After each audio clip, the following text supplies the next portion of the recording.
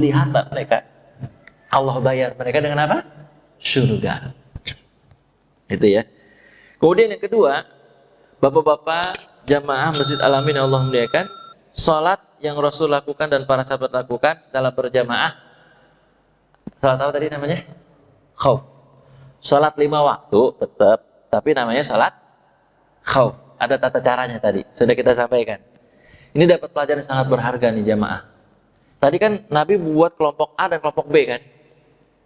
Dan semuanya berjamaah sama Nabi enggak? Berjamaah, walaupun gantian. Ini menunjukkan bahwa berjamaah di masjid itu, sholat berjamaah itu, walaupun dalam keadaan genting sekalipun, walaupun dalam keadaan takut sekalipun, harus sholat berjamaah. Makanya ada perbedaan kasus corona ini nih, virus corona, ya kan, berkenaan dengan sholat di masjid ya kan. Jamaah di mas, ada bilang di rumah aja gitu kan. Dulu ingat kan dulu tuh, sampai berantem kan pengurus. Udah kita di rumah aja, lockdown aja masjid gitu kan.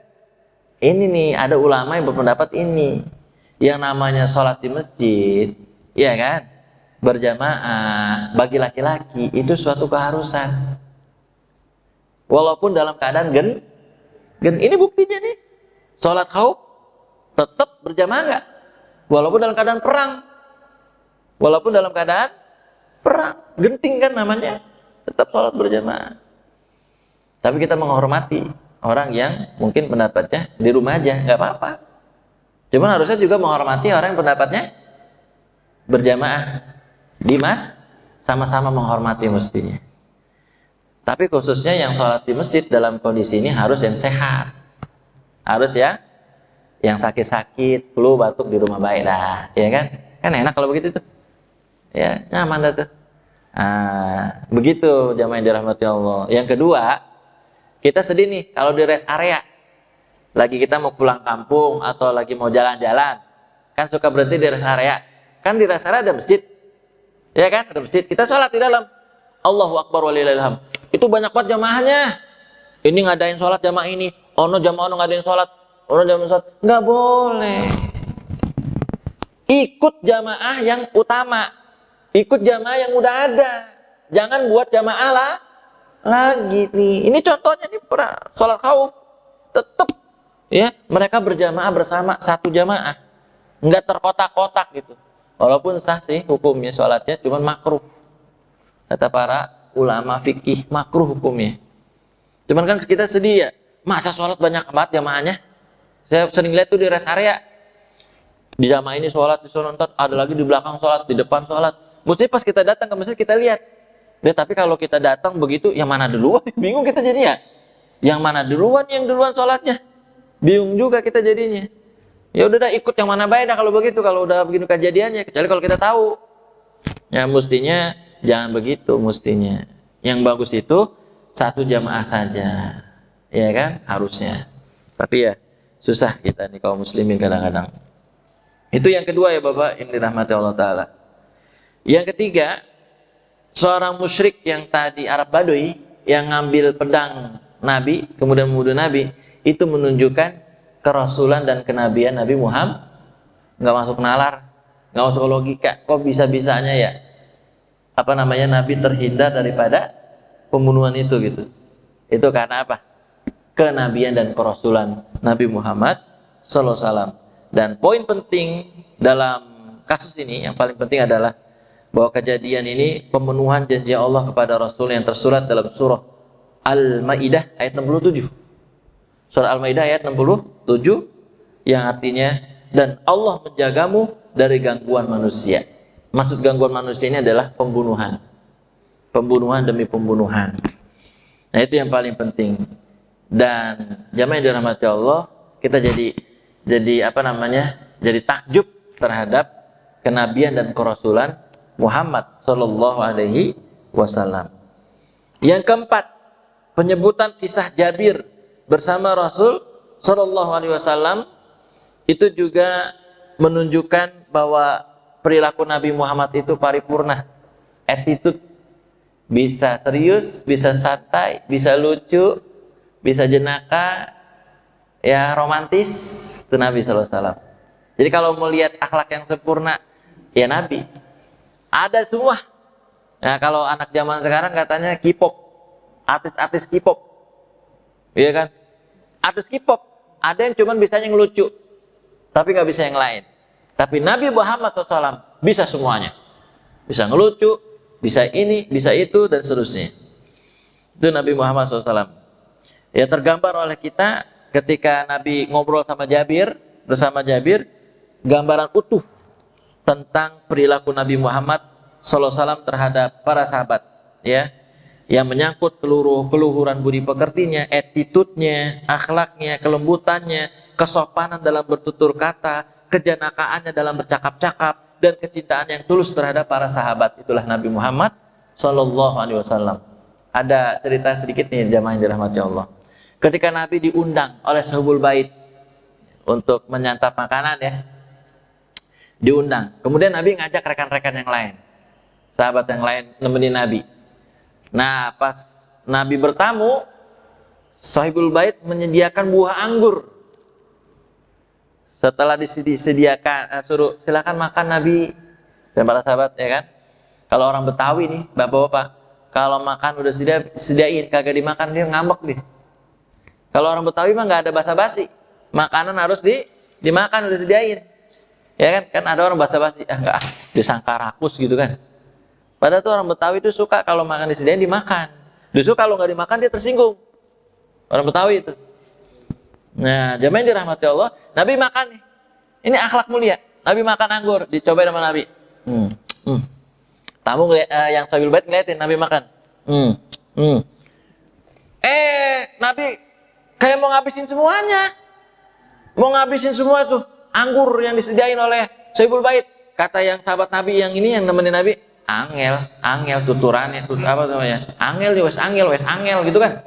Habis ini mah habis kagak kebagian kita. Kata sahabat Nabi yang lain gitu. Beneran bapak-bapak sejamaah habis anggurnya semua sama Nabi. Wah bener kan kata sahabat. Habis sudah. Wes angel ya kan. Akhirnya setelah itu Rasul pulang kan, pamit pulang sama sahabat, pamit sama Sahibul Bait. Rasul cerita tentang tadi yang anggurnya dihabisin semua sama Nabi.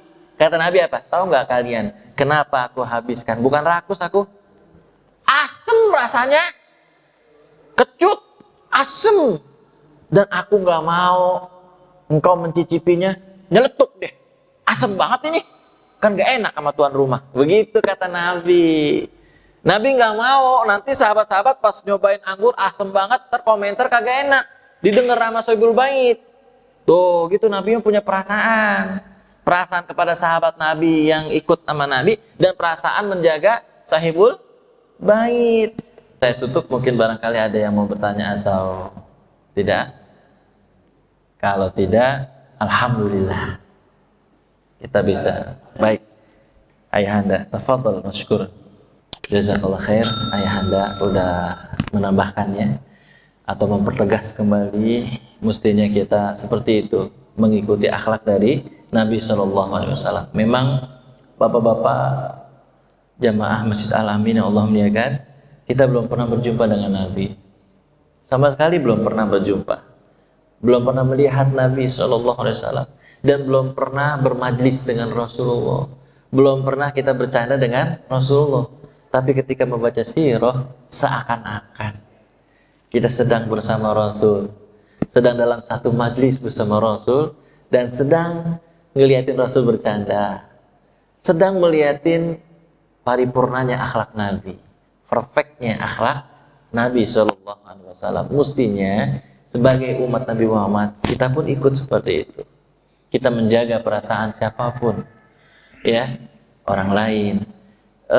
Jamaah dirahmati Allah, salah satu akhlak Nabi juga begini, selain di rumah orang ya, di rumah sendiri, beliau itu juga sama, nggak pernah mencela makanan, nggak pernah, karena beliau melarang orang yang mencela makanan. Kalau kita nggak suka, jangan dimakan. Kalau suka, dimakan. Itu kalau di rumah nih, bukan di rumah orang. Kalau memang kita suka makanan itu kita makan. Kalau nggak suka, jangan dimakan. Jangan bilang, gue enak banget dimakan. Apaan begini? Ya kan? Udah gitu marah-marah sama istrinya dimasakin, ya kan? Ini masakan kagak berasa garam. Ya kan? Ma, mana garam? Nih Pak. Kurang. Nih Pak. Lagi. Saya blokin aja semuanya sama istrinya. Ya kan? Wah, kurang mulu. Masya Allah. Tapi Nabi Muhammad SAW nggak begitu orangnya. Bahkan beliau suka menyenangkan hati istri. Ini bohong yang boleh nih. Bohong yang boleh. Bohong yang boleh. Biar supaya hati istri seneng. Masakannya enak nggak? Enak, padahal enak gitu. Biar supaya istri juga, ini untuk menjaga rasa. Tuh, jangankan kepada orang lain, kepada istri saja Nabi menjaga perasaan istri. Karena ada orang suami sekarang jujur banget. Pak, enak gak? Kagak. Masya Allah. Ya kan, langsung istrinya besok kagak mau masak lagi. Kagak. Beli matang aja Pak. Habis setiap saya masak, dibilang gak enak mulu. Tapi kita sebagai suaminya mesti terus mensupportnya, membesarkan hatinya. Saya pribadi orang yang sukanya itu nggak membuat orang putus semangat, nggak. Ya kan? Saya orangnya yang memberi support kepada anak-anak. Saya suka begitu. Misalnya anak-anak kurang rajin belajar misalnya. Saya nggak bilang malas, nggak pernah bilang. Saya nggak pernah bilang malas kepada anak. Kenapa? Karena saya khawatir omongan itu jadi doa. Kalau anak saya, ya kan, belum rajin dalam belajar, kewajiban saya dalam motivasinya. Memberi semangat supaya jadi rajin belajar. Dan alhamdulillah bisa. Saya tipenya orang yang memberi jalan, solusi. Bukan melarang, tapi tanpa solusi yang jelas. Saya nggak seperti itu orang ya. Saya ingin anak-anak saya ini, dia semua sesuai dengan kesadaran akhirnya. Kesadaran diri sendiri, ya kan enak kalau sadar sendiri kan. Alhamdulillah anak-anak sampai saat ini dalam keadaan masih terkontrol dan kendali, bahkan cenderung untuk sami'na wa ata'na. Dan itu yang dicontohkan juga oleh Nabi Sallallahu Alaihi Wasallam. Jadi saya ikut contoh Rasul. Demikian ayahanda yang dirahmati Allah. Terima kasih atas tambahannya. Cukup Bapak ya? Baiklah kita tutup dengan doa. Oh baik, satu lagi. Jazakallah khair ayahanda. Ini juga bagus pertanyaan. Tambah ada pertanyaan juga sangat bagus. Saya kalau ke Jogja ngantar anak pesantren suka naik bis dari Depok. Dulu masih dari wali kota tuh ininya. Sekarang udah pindah ke Jatijajar kan. Saya kenal sama supirnya, sama keneknya tuh. Hafal saya sudah. Karena udah biasa naik. Berangkat sore sampai sono subuh. Sampai Jogja. Dari sini dari Depok sore habis asar lah atau sebelum asar sampai sana subuh itu udah biasa. Nah saya langsung karena udah kenal gitu, saya kalau mau salat bilang turun dulu. Dan qadarullah, takdir Allah, ini supirnya rajin sholat juga, enak banget. Waduh pas banget ini. Kalau subuh ya berhenti di masjid atau di rest area yang ada pom bensin lah, yang ada masjid dan musolahnya gitu kan. Berhenti dia. Kalau sholat subuh nggak mau lanjut ya. Harus berhenti. Kan enak kalau begitu ya. Masalahnya nggak semua supir begitu. Ya kan? Nah kalau nggak semua supir begitu, berarti kita mau nggak mau kita sholat di kendaraan. Tapi lihat waktu. Kira-kira habis nggak waktu nih? Kalau misalkan kira-kira habis waktunya, kita sholat di kendaraan. Tapi kalau misalkan masih ada waktunya, kayaknya sampainya sih ini masih dalam waktu sholat nih. Ya udah kita sholatnya di darat, artinya bukan di kendaraan. Maksudnya sholat biasa gitu, bukan di kendaraan. Karena di sholat kendaraan itu sebenarnya Nabi nggak pernah sholat wajib. Nabi nggak pernah sholat di kendaraan. Sholat sunnah iya. Tapi kalau sholat wajib 5 waktu, subuh, zuhur, asar, maghrib, isya, Nabi nggak pernah sholat di kendaraan. Ya kan? Ya cuman kan Nabi enak pakai onta ya kan. Ya, kalau yang umum nih masalahnya nggak semua supir ngerti kan. Nah berarti kita darurat itu boleh sholat. Nah kalau masalah kalau kita nunggu di tempat habis waktu sholat, ya kan? Habis waktu sholat. Nah jadi kita tinggal lihat waktu aja. Nah kalau misalnya, tapi kalau berhenti di rest area di tempat makan khusus, di saya namanya apa di Daun apa di mana ada tuh nama daerahnya dekat Cirebon dah pokoknya. Mau ke Cirebon itu ada rest area tempat khusus makan. Nah, itu kita biasanya diberi waktu kan ya, berapa menit, kita 15 menit, 20 menit ya, 30 menit. Nah, untuk buang air kecil, buat sholat, buat makan. Nah, kita manfaatin itu untuk sholat maghrib dan isya. Kita ambil jamak qashar. Ya kan, jamak qashar karena sudah keluar kota. Dan isya lewat, berarti kan maghrib lewat tuh. Bener nggak? Maghrib lewat.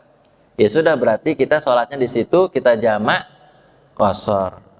Ya, yaitu maghrib 3 dan isya 2.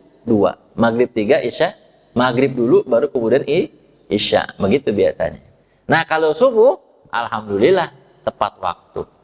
Pokoknya di mana aja udah subuh, kita berhenti di pom bensin kek, di mana kek. Ya pokoknya kita berhenti aja subuh. Yang saya kenal supirnya dan keneknya gitu. Tapi kalau umpama ya itu bablas itu, kalau umpama supir nggak ngerti ya kan, nggak mau sholat atau nggak apa, bablas kan subuh. Wah, subuh mau berhenti di mana itu? Oh, ini bablas, berarti kesiangan kan, berarti kalau nggak sholat di kendaraan. Maka ketika lihat waktunya, wah hampir kesiangan nih, kayaknya kesiangan nih kalau kita nggak sholat di kendaraan, sholat di kendaraan, menghadap kemana aja gitu. Ya, baik, cukup. Nah, kita tutup dengan doa kafaratus. Subhanaka Allahumma wa bihamdika asyhadu an la ilaha illa anta astaghfiruka wa atubu ilaik. Wassalamualaikum warahmatullahi wabarakatuh.